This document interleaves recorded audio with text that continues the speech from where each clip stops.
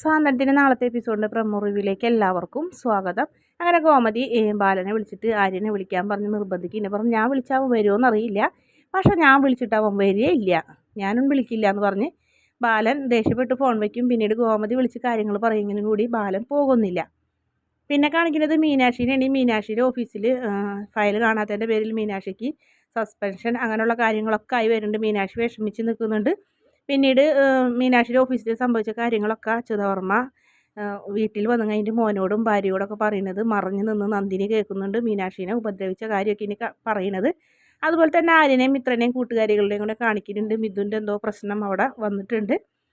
പിന്നീട് മീനാക്ഷി വീട്ടിലേക്ക് കരഞ്ഞുകൊണ്ട് വന്ന് അനുസൂറി എത്ര ചോദിച്ചിട്ടും പറയാണ്ട് മുറിയിൽ കയറി വാതിലടച്ച് ഇരിക്കുന്നുണ്ട്. എന്തായാലും മീനാക്ഷിനെ നമ്മുടെ അച്യുതവർമ്മ മനഃപൂർവ്വം ഒരു പണി കൊടുക്കാൻ തന്നെയാണ് തീരുമാനിച്ചിരിക്കുന്നത്.